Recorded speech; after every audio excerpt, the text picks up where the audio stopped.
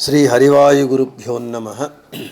ओं वंदे विष्णुं नमामि श्रियमथ च भुवं ब्रह्मवायू च वंदे गायत्रीं भारतीं तामपि गरुडमनन्तं भजे रुद्रदेवं देवीं वंदे सुपर्णीमहिपतिदयितां वारुणीमप्युमां ताम् इंद्रादीन् काममुख्यानपि सकलसुरान् तद्गुरून्मद्गुरूंश्च अभ्रमं भङ्गरहितम् अजडं विमलं सदा आनन्दतीर्थमतुलं भजे तापत्रयापहम्।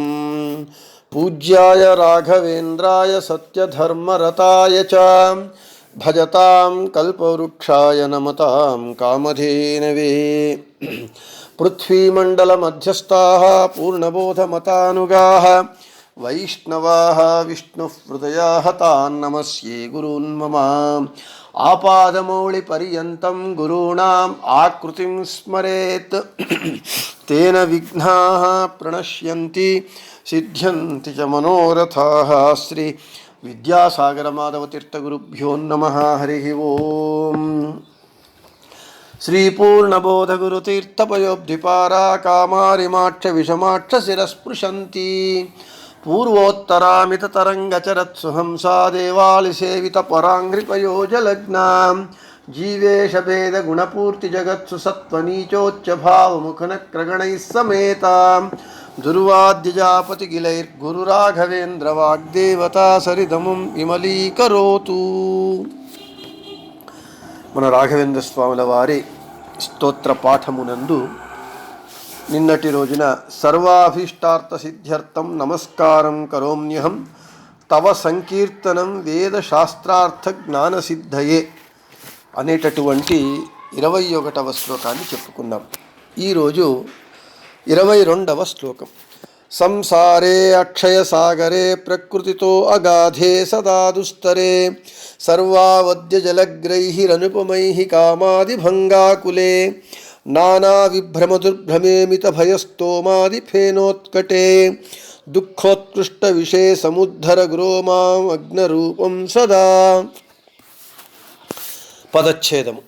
సంసారే అక్షయ సాగరే ప్రకృతితః అగాధే సదా దుస్తరే సర్వావద్య జలగ్రైః అనుపమైః కామాదిభంగాకులే నానా విభ్రమ దుర్భ్రమే అమిత భయస్తోమాది ఫేనోత్కటే దుఃఖోత్కృష్ట విషే సముద్ధర గురో మాం మగ్నరూపం సదా.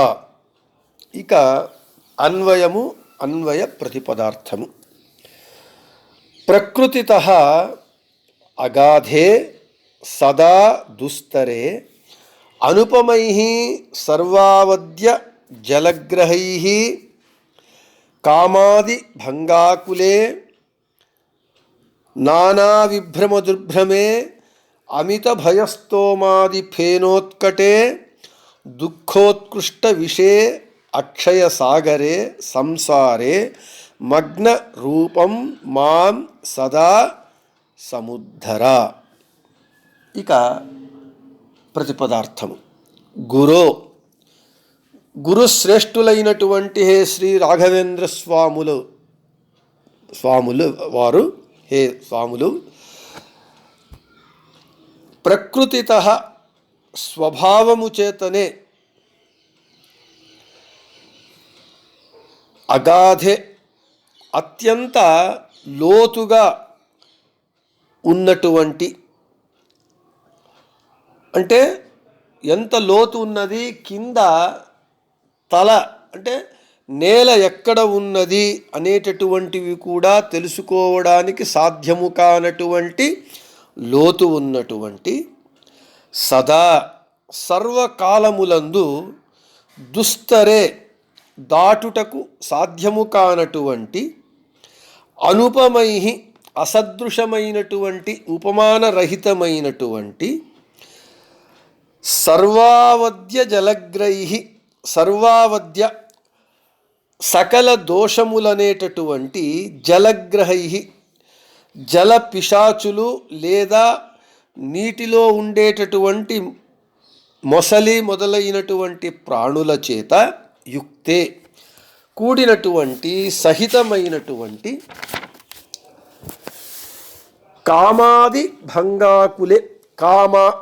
కామాది అంటే కామము అంటే విషయ పదార్థములందున్నటువంటి ఆశ మొదలైనటువంటి భంగ అలముల చేత ఆకులే భయంకరముగా ఉన్నటువంటి, అంటే విషయ పదార్థములందు ఆశ అనేటటువంటి అలల చేత భయంకరముగా ఉన్నటువంటి ఆకులే, అంటే మనస్సుకు నెమ్మది లేకుండా ఉండేటటువంటి నానా విభ్రమ దుర్భ్రమే,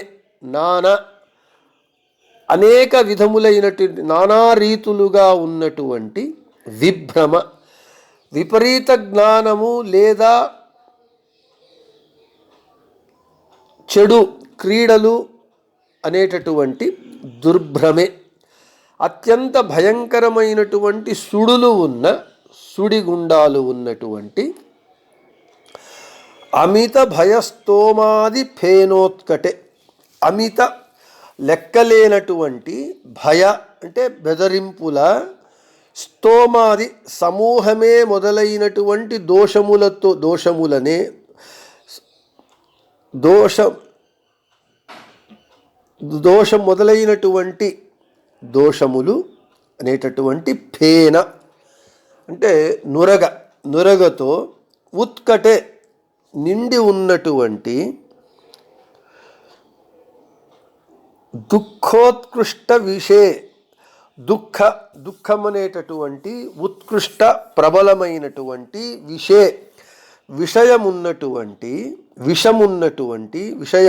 విషమున్నటువంటి అక్షయ సాగరే. అక్షయ అంటే నాశము లేనటువంటి సాగరే సముద్రము అనేటటువంటి ఈ ఈ సముద్రములందు మునిగినటువంటి రూపము దేహము కలిగినటువంటి నన్ను సదా సర్వకాలములందు సముద్ధర నన్ను చెయ్యి పట్టి ఈ సంసారమనేటటువంటి సాగరమునందు మునిగి ఉన్నటువంటి నన్ను హే గురువర్యులైనటువంటి హే రాఘవేంద్ర స్వాముల వారు మీరు నన్ను చెయ్యి పట్టి పైకి ఎత్తి ఉద్ధరించండి అని ప్రతిపదార్థము. ఇక తాత్పర్యాన్ని చూద్దాం. తాత్పర్యము ఈ సంసారాన్ని సాగరముతో పోలుస్తూ ఉన్నారు. సాగరము ఎలా అగాధంగా ఉంటూ ఉన్నదో సముద్రము యొక్క లోతు మనకు తెలియదు, చాలా లోతుగా ఉంటుంది. అటువంటి సాగరముతో సంసారాన్ని పోలుస్తూ ఉన్నారు. సాగరము ఏ విధంగా భయంకరమైనటువంటి అలలతో, తరువాత క్రూరమైనటువంటి జలచర ప్రాణులతో కూడుకొని ఆ సముద్రమునందు మనము ప్రవేశిస్తే, సముద్రములోనికి వెళితే ఎలా ప్రమాదాలకు మనము గురి అవుతామో, అదేవిధంగా ఇక్కడ సంసారం అనేటటువంటి సాగరమునందు మనం ఉంటూ ఉన్నాము. ఈ సంసార సాగరము ఎలా ఉంటూ ఉన్నది అంటే, ఈ సంసారం అనేటటువంటి సాగరము యొక్క లోతు, దాని యొక్క వెడల్పు మనకు తెలియనంత ఉంటుంది. సముద్రము వలె ఆ సముద్రమునందు మనకు క్రూర జలప్రాణులు ఉంటాయి. ఈ సంసారం అనేటటువంటి సాగరమునందు జనన మరణాఖ్య రూపమైనటువంటి అలలతో కూడుకొని ఉంటుంది. ఈ సంసార సాగరమునందు అనేకమైనటువంటి కామము, క్రోధము, అరిషడ్వర్గాలు, కామ, క్రోధ, లోభ, మోహ, మద, మాత్సర్యములనేటటువంటి అరిషడ్వర్గాలు అవి ఈ సంసార సాగరమునందు ఉండి తర్వాత క్రూర జలచర ప్రాణులుగా మరియు ఈ అరిషడ్వర్గములు అనేటటువంటి అత్యంత రభసతో కూడుకున్నటువంటి అలలు, అంతేకాకుండా ఈ సంసార సాగరమునందు సాంసారికమైనటువంటి విలాసము, భ్రాంతి, తరువాత భయంకరమైనటువంటి సుడిగుండాలు, లెక్కించుటకు సాధ్యము కానటువంటి నొరగ ఉండి మహా దుఃఖమనేటటువంటి విషముతో కూడి ఉంటుంది ఈ సంసార సాగరము. ఇటువంటి భయంకరమైనటువంటి సంసార సాగరమునందు నేను సదా మునిగి ఉన్నాను.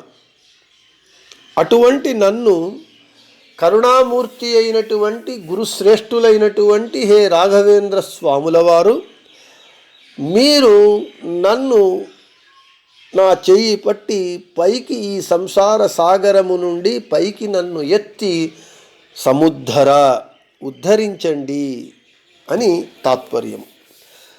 ఇక ఈ శ్లోకం యొక్క విశేష వివరణ చాలా విస్తారంగా, ఎందుకంటే సాగరము చాలా పెద్దది, చాలా లోతు కలిగినటువంటిది, అత్యంత లోతు అత్యంత విస్తారమైనటువంటి క్రూర ప్రాణులతో కూడుకున్నటువంటి పెద్ద పెద్ద అలలతో కూడుకున్నటువంటి ఆ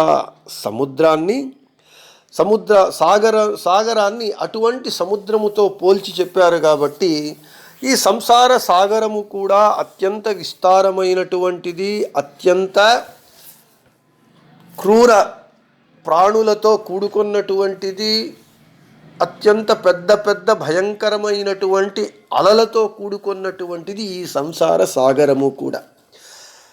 కాబట్టి ఈ శ్లోకం యొక్క విశేష వివరణను కొద్దిగా